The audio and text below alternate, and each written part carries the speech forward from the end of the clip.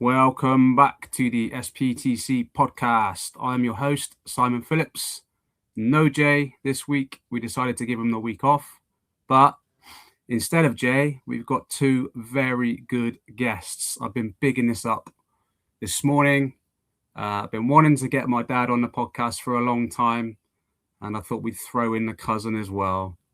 Dad is actually his birthday today as well. So happy birthday, Dad. And thank you for finally coming on the podcast. How you doing? Absolutely fine, Simon. No problem at all. Been looking forward to it. And how old are you today? Do I really have to tell people? 50, isn't it? Yeah, it would be nice. 69. 69. But it's only a number. And this man has seen a lot of Chelsea back in the day. Can you remember the year that you first started supporting, Dad?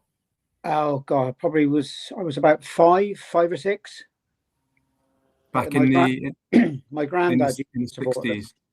Yeah. So tell us the story. How did you get into supporting Chelsea? Well, my granddad used to talk about them, and then when I used to call the Dream Chelsea team, which would have been the late 60s, 70s, when Bonetti, Charlie Cook, Peter Osgood, Chopper Ron Harris, who would never be allowed to play football today. All those guys were just outstanding footballers. And I just enjoyed watching them and followed suit ever since. But you didn't get a game, you didn't get to a game until quite late on. You took me for our first game. So when was that? That would have been Oldham at home, and I think it was about 93, 94. Because you must have been about 10 or 11, I think. Yeah, I remember. Be honest, we couldn't afford to travel up in the old days. It was just so expensive. But we still used to follow the games as much as we could on the TV. I remember it was me, Dad, Mum, and my sister, who's a year older than me. And I remember she was absolutely bolted, wasn't she? Her hands were freezing and she was complaining the whole time. Yeah. And she also had toothache, I think, the whole game. That's it. Yeah, that's it. Yeah, bless her. But yeah, Mum enjoyed it. Yeah, she did. Yeah. I took Ali for her first game. Ali's my wife, listeners, by the way, and she hates football. Doesn't watch any kind of football. She's only ever watched me play once. But she came to a Chelsea game and absolutely loved it. It's the difference in the atmosphere, isn't it? Absolutely. It's a completely different live game, isn't it? Yeah. Let's bring cousin Bradley in. Bradley, how you doing, sir? Very well, thank you. Thank you for having me on. Good man. And Brad, we were just talking about this before we started recording, but your first Chelsea game, can you... Oh, actually, no. First, tell us how you started supporting Chelsea. Well, I think the two people on this podcast are here to blame, to be honest.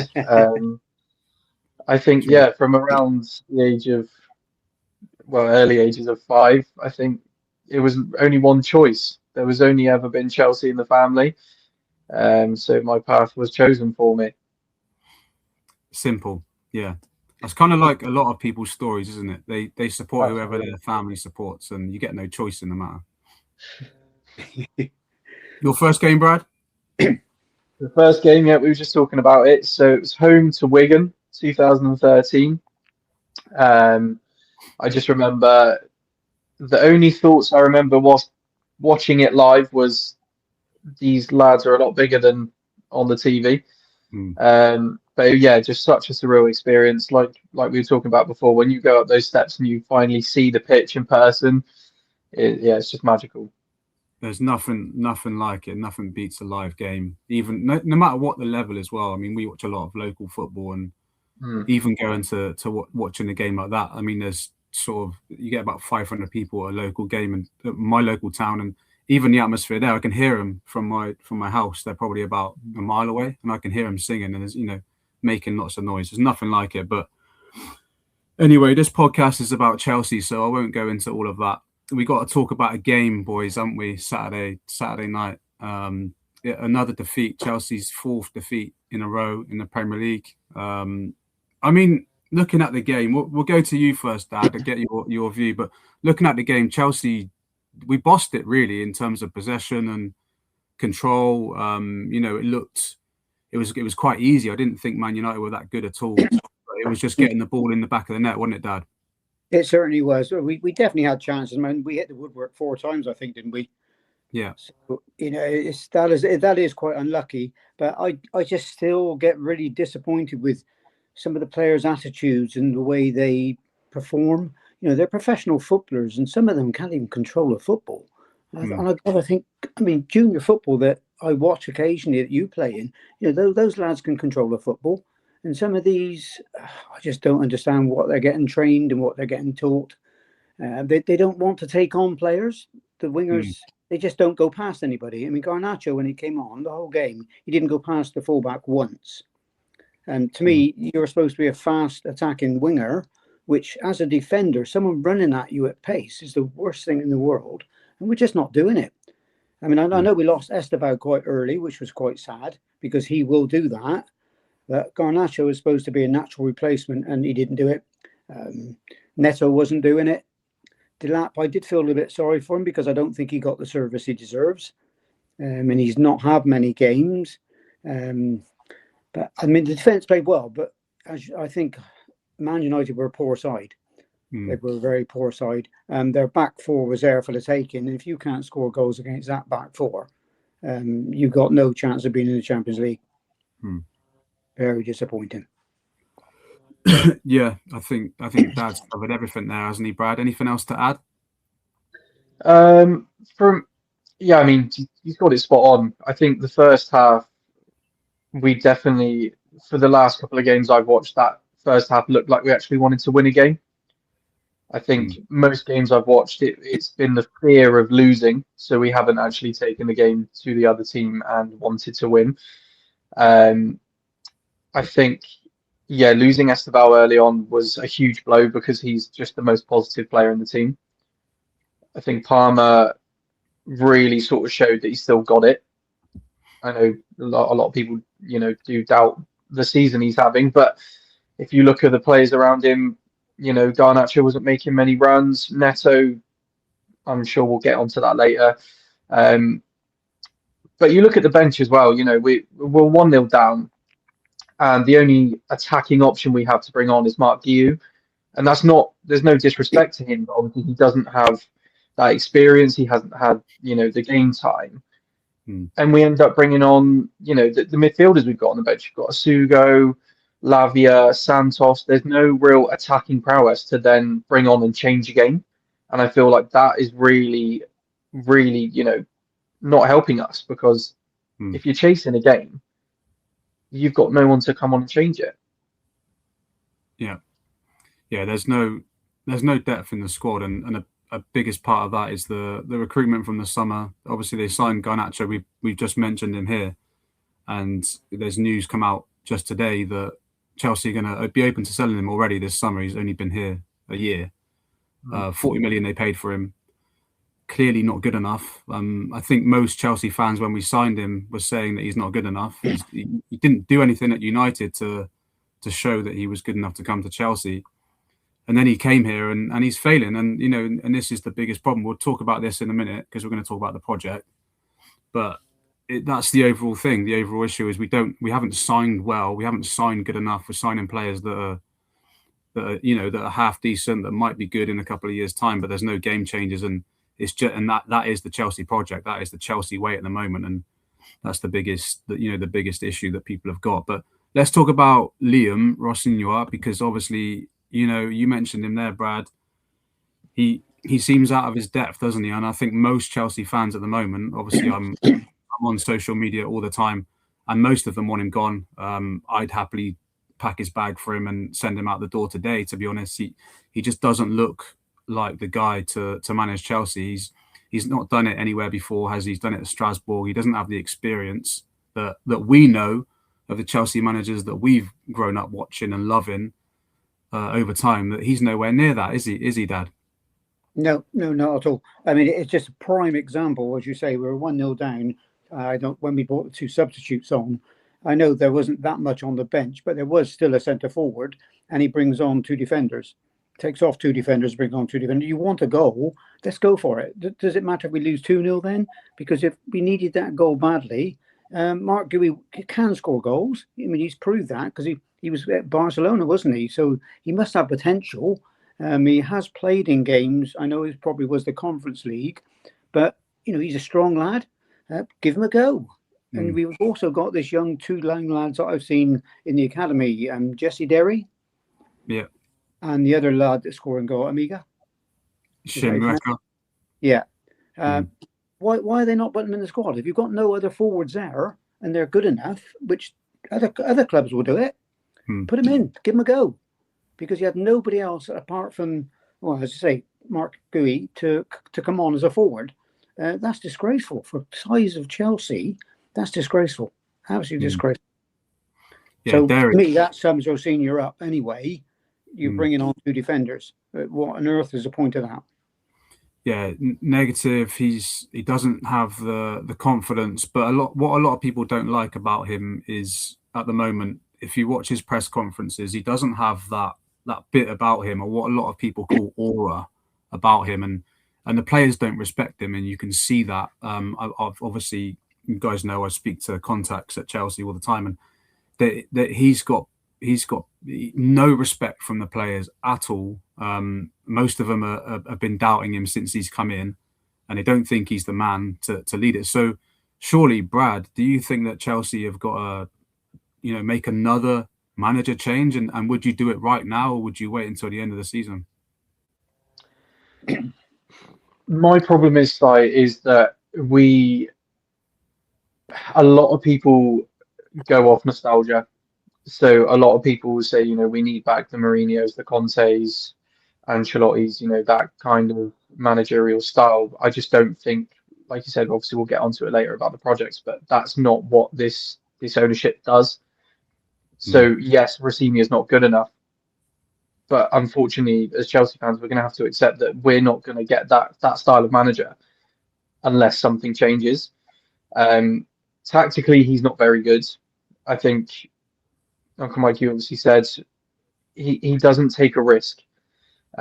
He'd rather lose 1-0 than go for it and lose 2 or 3-0. And I think that's just sort of summed us up as a club at the moment, living in fear. So yes, I would say I'm more leaning towards, him out, absolutely. But if you look at the options, who else have we got? This is the big problem. I mean, the name Cesc Fabregas has been, when I've been searching social media, that's been mentioned a lot. I think he would suit, but also then that's taking another risk of another young manager coming in to try a style of a club where, it looks like the owners are running the club now. And obviously that sounds obvious, but, the managers don't have a say anymore. No. And that's a scary time, I think. When you look at Man City, you look at Pep Guardiola, he's got a lot of control there in what happens in recruitment, and look at them now. They look like they're going to trump Arsenal to the league, and that's because I don't love the style of football that he plays, but he knows what he wants to play his style of football, and he gets what he wants to play his style of football. So, and that's what you were saying, Brad, about the owners. It's them. Everything's on them, and the sporting directors. The manager doesn't get a say, and that's why you had guys like Maresca who went and Pochettino who went. Both of them were annoyed because they didn't get what they were asking for, and that's part of the project, which we can go into now. Obviously, everyone knows the Chelsea project is to buy young players, unproven players. If they don't work, they sell them for profit. If they do work, great. But they have ignored things like experience and leadership and players who are ready-made to come in and make the difference now. And for me, it's simple. That's why the project is failing, because they've ignored that. And it's something that's never been done before. Like, there's no club that have ever done this kind of way of recruiting and style and project. No one's ever done it before. So, nobody could say at the start that this was going to work or it wasn't going to work. But if you told me this is what was going to happen, I'd be like, no, don't do that. It's not going to work at the top level of football. It's just obvious to me. Dad, what do you think about the project and the way it's being done? Well, as you have just said, the biggest problem is there's just no experience with it. I've got no problem at all about bringing youngsters in, but you need that mix of experience as well. I mean, when you listen to people like John Terry talking, Frank Lampard talking, every ex-Chelsea player is saying the same thing. You need that experience, especially from the back. That is one of the biggest things you need. You need that leader from the back. You need a commanding goalkeeper, which we haven't had. And you need a commanding centre half who's talking, bullying them, telling them all the time. Those kids can't do that because they haven't got the experience. They're not going to turn around and tell Enzo that, oh, you shouldn't be there. Whereas if you had John Terry playing there, not obviously he couldn't now, but if you had someone like John Terry who's vocal, he wouldn't give a damn who he tells. He'd tell them would do it, and they would do it. And that was the difference. That's how you learn. You know, it's good. It's good to have some youngsters coming through. I totally agree with that. But the way they've gone about it, and some of the players they've bought. I mean, we've touched on obviously Garnacho, Jamie Gittins, and we've sold players like I don't know Hudson-Odoi, Omari Hutchinson. You know, to me, are these players an upgrade? No, definitely not. So you brought in youngsters that aren't proven whatsoever, and sold players that were actually looking good, and they've proved it where they've gone now. So I still think the biggest problem is the sporting directors have no idea what they're doing, and they're puppets to the management, aren't they? Definitely. So they're frightened of saying anything, and the management have had no experience of football before. It's just too much for them. But the trouble is, I can't see them going. No, they're not planning to go anywhere. They're very much here for the duration and the long term. Obviously, we didn't speak about the protests ahead of the game. That was quite significant. There was over 1,000 people there, is what I was told from people that were on the ground, and that's big. And that's going to happen a lot. I've heard that the protests are going to happen now. Most games, obviously not to that scale, but they're going to be voicing their opinions. They're going to have banners and the flags out against Blueco. So, you know, something's going to change. And maybe we'll angle your question on that, Bradley. Obviously, we've discussed the project. You'll probably agree with all of what we said there on it. But do you think that Chelsea, as an ownership group, they can tweak the project? Do you think that they can make changes to it that will, you know, keep the fan base happy or get them back on side at least a little bit? And if so, what do you think they could do? Yeah, I mean, I think they have to do a lot to make the fan base happy. Obviously, we can't speak for all Chelsea fans, but I think, like Mike said, experience is the way to go. So tweaking the project I mean, I've heard that they have assured some of the senior players in the squad that they are going for Premier League proven experience in the summer. I think that's a good idea. I think learning from their mistakes, you know, take it back last transfer window and a couple of transfer windows ago, not going for Osimhen. I think, you know, that could have been a 50-50. We know how big strikers have turned out in the past. Some work, some don't. But keepers, Mike Mannion, for something silly, what was it, 25-30 million? For one of the top 5 keepers in the world at the moment. You know, that's a silly decision to stick with someone who you know, Sanchez has had his ups and downs for sure. But going back to your question, sorry, tweaking the project, yes, I think they should. I think they now need to realise that, okay, yes, football is business, but also you're not going to get much business if you're going down on a downward spiral. You need to make sure that you try and bring success to Chelsea, because that's what the club has been running off for the last 30, 40 years. And, you know, making sure that you get experience, but also carrying on with the youth. Because, yes, I mean, we've always been known to Mark Gahey, Tammy Abraham, Mason Mount, not so much anymore. You know, younger players like that have come through the ranks and found their own clubs and, you know, had their own success. But taking a risk on players like Tomori and Gahey, okay, it might not have worked, but who's our best centre-back at the club right now?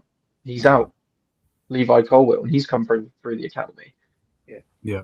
So I think experience is key, but also having that good balance. You're talking about Man City before. I watched the first half of Man City Arsenal yesterday. Nico O'Reilly, what a player! Yeah, but he wasn't just stuck in, and you know, there you go. He's learned off the experienced players and seen how Man City run, and now he is, you know, just climbing and climbing and climbing.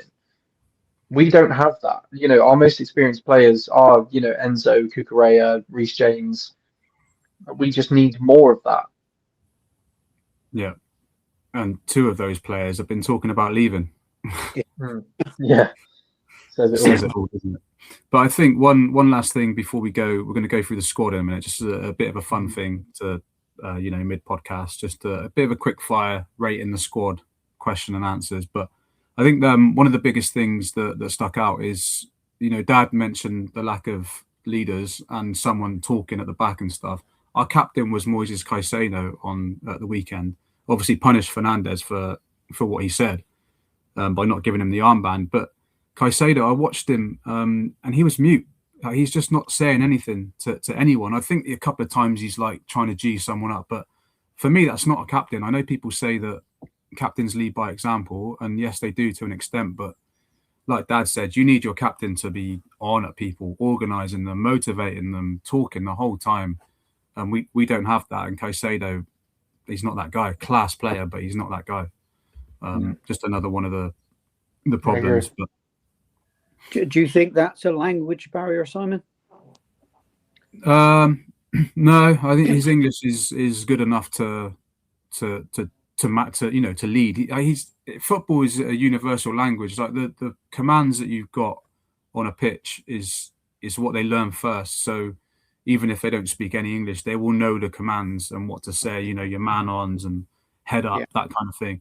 That's a universal language, I think, in football. So, I mean, I'm not disrespecting Caicedo because he's a good player, but if we want leaders on the pitch, we've got to have a captain who's going to lead. And at the moment, the only one that does that is Fernandes to an extent, and Reece James, obviously, when he's not injured. But we do lack them, I think. Levi Colwill, I think, would be a good shout for captain down the line when he gets back. But let's rate the squad anyway. This is I call it a quick fire, but if you want to add little bits of reasoning why, then do it. But we'll go through the starting lineup from Saturday's defeat. And I'm doing this really because I think there's a lot of players in this squad who are just not good enough. And we're looking at another summer rebuild. How many players have they got to sell?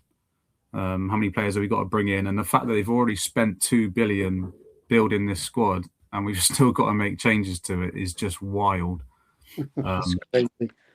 Yeah. Let's start with Sanchez then. Okay, I'll go to you, Brad. Let's switch it up. Brad, do you rate Sanchez? Would you keep him or sell him this summer? I would keep him, but I would not start him. So don't think Jorgensen's good enough to even be second choice keeper. I think Sanchez has had his moments, but he's not good enough to start. I think for the bench, absolutely. Okay, he wouldn't be happy with that though, but that's fine. Dad, keep or sell? Oh, sell for free. I just do not rate him. He might have had 5 or 6 good games this season, but no, he's just, and obviously the back four have got no confidence in him whatsoever because you just don't know what he's going to do. No, he's got to go, 100%. Malo Gusto, Brad? Sell. Dad? Instant sell. Sell. That was an easy one. I agree with that. Wesley Fofana, Brad? A bit more tough. I would say sell. I do like him. I do rate him. I just think injuries and experience. I think it's better off to sell. So Fofana, when he came off in the United game, I don't know if you've seen that. There's a clip of him, and he's livid, and he just ignores all the coaches and barges past them as he goes off. That's what I don't like about him. He's got a really bad attitude. Dad, would you keep Fofana or sell him? For his footballing ability, I would probably keep him because I think he can be a very, very good defender. But 100% what you just said, his attitude, you don't do that. You're in front of your home fans, your players you're playing, you don't do that. So no, I think I would have to sell him.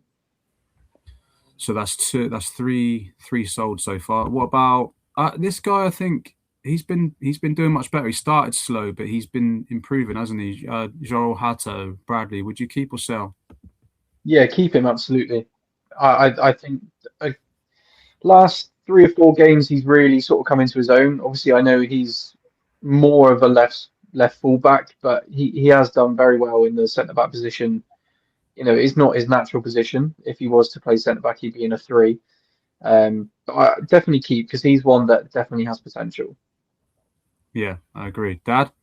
100% keep him. Yeah, he's definitely improving. He is one of the actual projects that is going to work because he is going to get better. He's that type of player. So yeah, definitely keep him. And the next guy, quick little story about him, because I went to see my wife's uncle yesterday, and I didn't even know he liked football. But the first thing he said to me yesterday when I saw him was, "You need to tell that Cucurella guy to cut his hair." And I was just like, "All right, how are you? I'm good, yeah." But yeah, I thought that was quite funny. Cucurella has obviously been talking about leaving. He's been talking about Barcelona recently. I think this is a player. I'll go to you, Dad, because this is a player that you didn't used to rate, did you? But now he's grown on you a bit. But what would you want to do with him this summer? Yes, I would keep him. He's a little bit erratic, but the actual energy and 100% it gives you is quite, and he does get in there and score the odd goal. So yeah, he has grown on me. I totally agree with your Ali's uncle. Get his haircut. Yeah, Brad. Yeah, 100% keep. If we can keep him happy, he's an experienced player, and yeah, I mean, I feel sorry for Hato because if Cucurella stays, that position's his. But yeah, 100% keep. Yeah, I agree with that as well. Let's go to the next problem player. If you listen to Chelsea, Enzo Fernandez. Obviously, I spoke about him as being the only real leader, and this is an interesting one because I think a lot of people are split on Fernandez. A lot of people would sell him this summer and take the money because it won't be less than 100 mil if we do sell him. So it's a big chunk of money, and you could invest that into a defender, which is what we need, or goalkeeper or striker. So yeah, where are you boys at on this one, Brad? I'll come back to you. I think Enzo, and again, I'm probably the other half of that split. I love him. I absolutely love him. I think players with that sort of passion that actually play and love the game, we need to keep. Obviously, he has his problems. If he's swayed and has his eyes on somewhere else, then that is a big problem.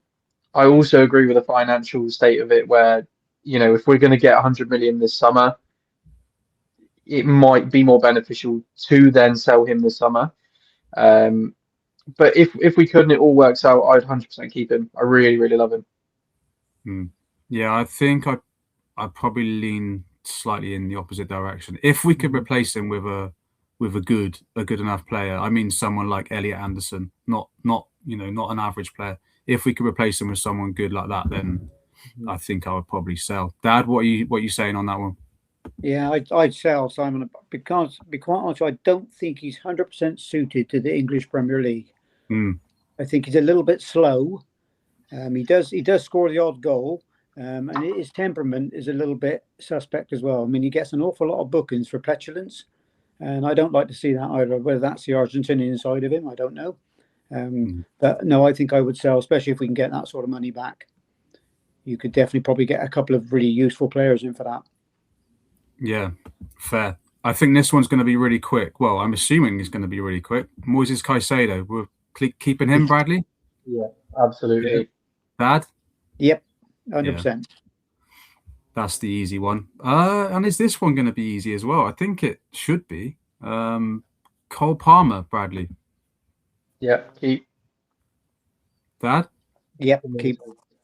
His form has obviously not been as good lately, but he's still that player. He's a difference maker, isn't he? He's the one that can switch up and change a game. I'm not even going to ask Esteval because no one's going to say sell him right now. But this one could be an interesting debate. Pedro Neto, I think a lot like Garnacho, he's been inconsistent. He's popped up with some important goals and assists, but his crossing seems wild. He doesn't always do what we need him to do. He seems to get a bit lost in the final third.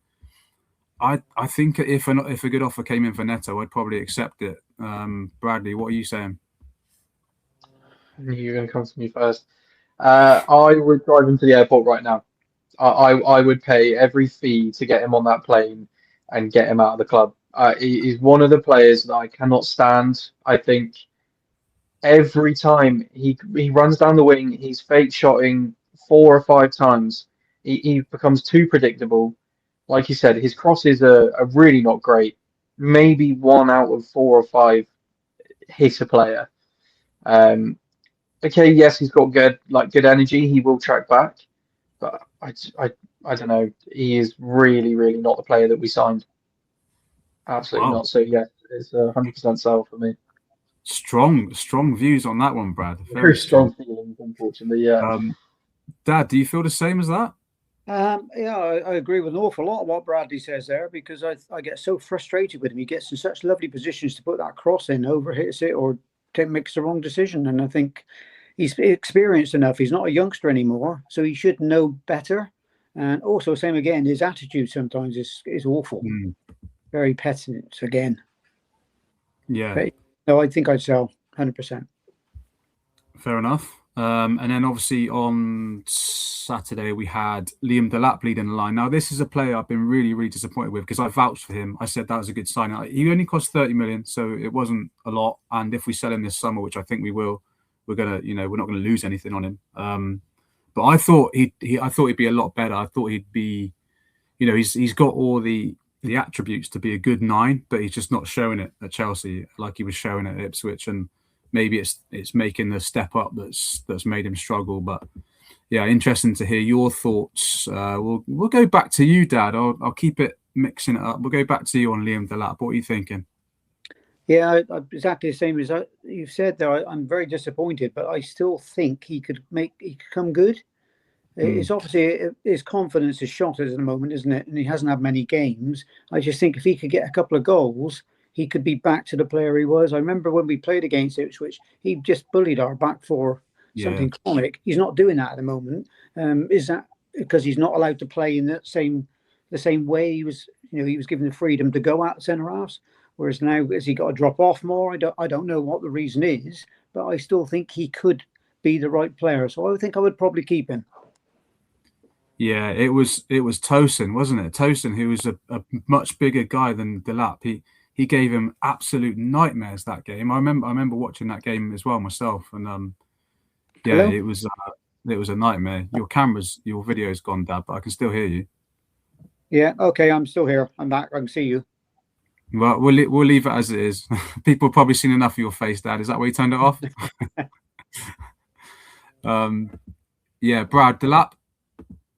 Yeah, I agree with everything you guys are saying. I think on a personal level, I kind of feel a bit sorry for him, because if you think we brought him in before we had signed João Pedro, and I think most of us had not expected João Pedro to do as well as he has this season.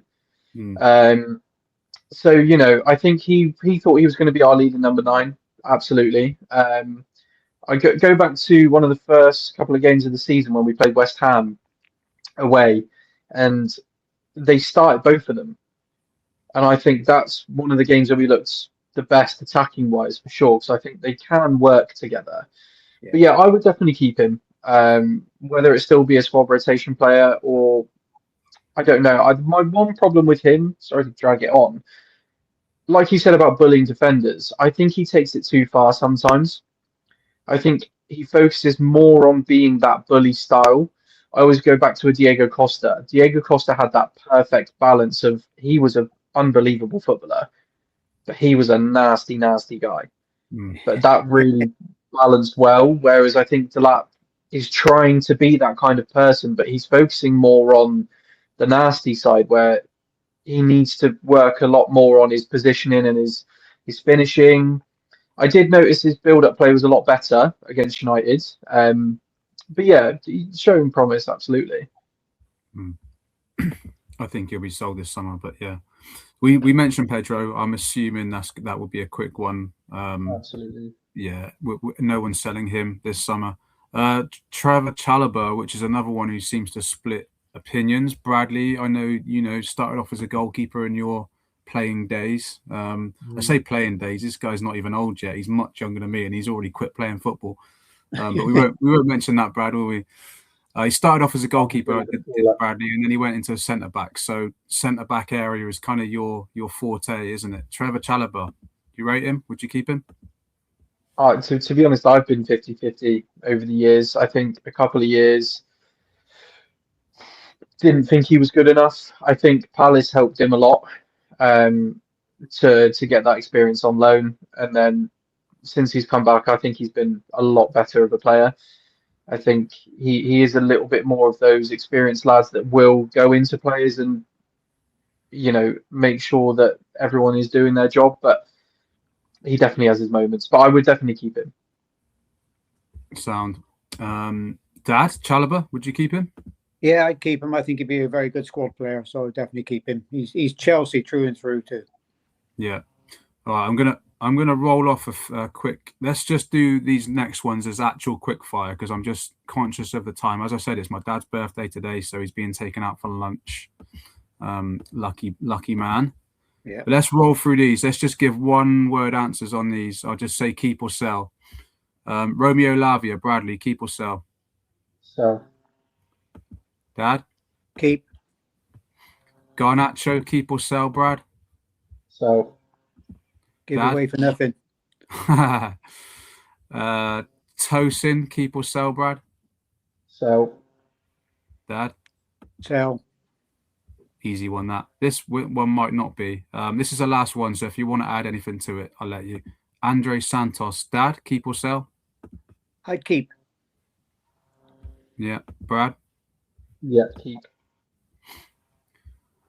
Fair. I should have jotted them all down as I went, and then I could remember what we said on all of them. But I reckon there's half and half there eventually in the squad that we'd keep or sell. But yeah, I mean that just shows the state of where this squad is right now and how it's been built. It's obviously not fit for purpose, in my opinion, at the moment to compete in the Premier League, and it's obviously proven that right now. I mean, I saw something earlier. We're closer to 14th in the league than we are to 5th. Which is one place above us, points-wise. Yeah. We're 6 points away from 14th, which is not good. A bit worrying. But a couple more questions then, guys, before we see it out. Now, this one I put in there because me personally, I don't really enjoy watching Premier League football in general anymore. Maybe it's the nostalgia thing. I don't know. But we'll go to you first, Brad. But do you get any enjoyment from watching Chelsea anymore? I know it's a hard place we're at right now with the form, but in general, like even when things are good, like the Club World Cup, we won that, didn't it? It felt good then. But in general, do you enjoy watching Chelsea? Unfortunately, I do. There is definitely, obviously, a lot less of enjoyment now. Like you said just before there about enjoying watching the Premier League anymore, I completely agree. I think going to watching Bayern, Real Madrid, Liverpool, PSG, Champions League games where I was actually sort of glued to the TV watching the football and actually enjoying more of the tactical side of it. Whereas I think the Premier League now has just got so mundane. But yeah, no, I definitely still have enjoyment watching Chelsea, but it is, it's definitely it's hard work. It's definitely hard work. Yeah, I get that. And Dad, obviously, you've watched a lot of football in your time. Dad was a very good. I mentioned Bradley playing. Also, I mentioned Dad. Dad was a very good football player when he was younger. He was a lot better than I am. Very quick feet, very short player, but very quick feet. And football in Dad's time was very different than what it is now. So it'd be interesting to hear your perspective on what you think of modern football and watching Chelsea, being forced to watch Chelsea these days. How does it make you feel? Yeah, I do feel as I'm forcing myself to watch the games these days, and Chelsea definitely. But I 100% agree with you. Watching football at the moment is, it's a nightmare. But it's just so slow. When you've got the goalkeepers that are having the most touch of the games, and you've got people in the last third not wanting to take on players, and that's not football. That's not football at all. And it's not physical anymore. If you touch someone, they dive, and if they've been shot. As I say, I mean, my best friend, who was a really good centre forward in his time, he wouldn't last 10 minutes now because he'd be getting sent off every 2 minutes. But he wasn't a dirty footballer. He was a physical footballer. But you can't do that in here. The only time they're coming physical is at corners when they're grabbing hold of everybody. And, they're grappling, aren't they? It's so sad to watch. Something's got to change, I think, with the rules of football, because corners and free kicks now, you just have no idea who's going to be stood up. But yeah, it's definitely not like it was. I wouldn't like to be going to watch a professional game every week anymore. I wouldn't think it would not be value for money. I'd rather watch grassroots. Mm. Yeah, I fully agree with that. I've said it enough lately, and but then the whole thing with the corners, the fouling each other. They're literally fouling each other, but the ref's not calling it because it's in the box. And it's a weird rule that they've just let go. Get completely out of control. Yeah. But yeah, you're right. Something needs to change. But in this final bit, I'm going to switch it up. I'm going to be the guest, and you two are going to be the hosts. I put this bit on the end because when we were talking about doing this show at the weekend with these two, Dad mentioned that he had some questions for me. So I thought, let's do this little segment at the end. Do any of you have any questions for me? Dad, do you have any questions for me? I'd like to know what's happening with young Josh Achimpong. Why is he not being played? And obviously, the youth policy, they're buying all these young players. We've got lads in the academy, which I think I've seen a couple of clips of that young Jesse Derry. Why are they not being given a chance? Yeah, I'll start with that. Well, Derry's class. He's such a good player. I'd have no worries about him starting over Garnacho right now. But the thing is, when we've seen it time and time again, even with Maresca at Chelsea, I don't know why, but they just won't put their trust in these players. It's obviously, the pressure of managing Chelsea, we've seen it now. The pressure of managing Chelsea is huge. And if you start losing 1 or 2 games, or three or 4 games, which is where we are now, then the heat just gets turned right up. And I think, them throwing in players that are from the academy who don't have any senior experience, I think, I'm not justifying it, by the way, but I think that's probably in their thinking, that they don't want to throw them into the fire when it's like this. I think if we were winning every game, got to the end of the season and it was comfortable, I think, you could see someone like Derry get a few starts, but it's one of those situations. And with Josh, fuming about that, and most Chelsea fans are. He's one of our best academy players ever, in my opinion, who's come through the academy easily in the top 10, I think, ability-wise. But yeah, he just needs to develop now. He should have gone on loan in January. He asked to go on loan in January and it got rejected. Chelsea wanted to keep him, but then they've not used him. Liam's not used him, and that's another thing that Chelsea fans are fuming about at the moment, the fact that he's not been used. And yeah, it doesn't make any sense, Dad. I wish I had a reasonable answer to give you for that, but it literally makes 0 sense to me why these guys are not being used. Yeah, frustrating. Weird. Yeah. Any other questions, Dad? No, that's fine. Bradley, did you have any questions for me? Don't have to be about football. We can talk about anything you like, mate. I've got 2 for you. Omega from Strasbourg. Is he set to join in the summer? And if so, do you think he will be sent on loan, or do you think he'll have a shot in the squad next year? Because I've heard he's had troubles with Rosenior in the past at Strasbourg. Yeah, yes and no. There was problems with his attitude, but Liam really likes him as a player. He really rates him. I don't think there was any big fallouts, so there's nothing major there. But I've heard that Chelsea are going to look for another 9 anyway.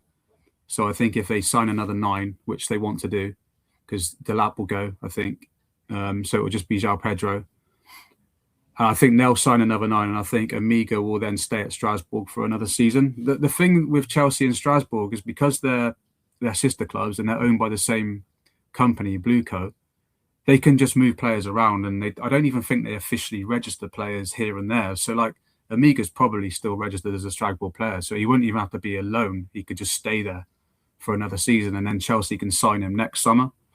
I think that's what happens. And to be honest, Brad, he's not ready. I watched quite a bit of him when we first signed him, and he's not ready. He's got the attributes again, but I think in the Premier League, I don't think he'd be there yet. And I think it will just be another,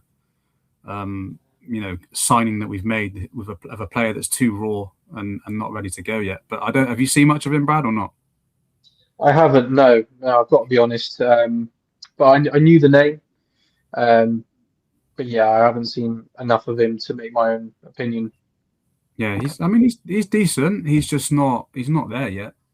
which is like a lot of our signings are not there yet. But yeah, I think he'll stay at Strasbourg anyway. What was your other question? Just on realistically, what do you see Chelsea in 5 years? In the next 5 years, where do you see us progressing? Oh, I reckon you should. You could be a podcast host, Bradley. I reckon that's your calling. That is a really good question. 5 years from now, wow, it's a scary thought, isn't it? I read something this morning from Keith Winness, who is the former CEO of Everton. He thinks that Chelsea are going to be a mid-table club from next season, like a regular mid-table club. I know we're 6th now, but he thinks we're going to be sort of around 9th, 10th for the next few seasons. And to be honest, I wouldn't actually bet against that happening unless they sort it out this summer, which they still can if they sign the right players and sell the right players. I have no faith of them doing that, but they still can sort it out. And if they do that this summer, then there's no reason why we can't get back on track, because as we just went through all the players, we agreed there that there's quite a few players that we actually would keep and are quite good still. So, there is foundations there if they sign the right players to add to that group this summer. If we do that, I've got no real major concerns. But if we don't, and if we get it wrong, then I think I agree with Keith Winness. I think we could end up being a mid-table club for the next few seasons. And how scary would that be, right? Yeah. Very, very scary. Yes. Well, boys, that is the end of the show. We'll do some outros. Brad, I don't know if you wanted to, you've got an X account, haven't you, where you got Chelsea stuff on it. Did you want to put it out or not? It's completely up to you. I won't put it out just yet. No? Okay. Maybe something in the future for sure. Maybe I'll put it in the comments if people want to follow you. Yeah. All right. And Dad doesn't have an X account. He probably don't even know what X is, do you, Dad? No, he probably doesn't. Yeah. All right, boys. Well, I'll let you guys go now. Thanks for coming on. I'm glad that we've finally done this. Did you enjoy yourself, Brad? Absolutely. Yeah. I might start my own podcast now. Yeah, you both spoke really well. And seeing as that is it your first time on a podcast, Brad? Yeah. Absolutely. Yeah, and it was definitely your first time, wasn't it, Dad? 100% yes. How did you feel? How do you feel about it? Did you enjoy it? Yeah, I was quite nervous, but yeah, no, I did enjoy it. Very much so. Well done. Well, we'll get it going again. And as always, thanks, listeners, for listening in. And we will see you next time, probably next week, back with Jay. Thanks for tuning in. Okay.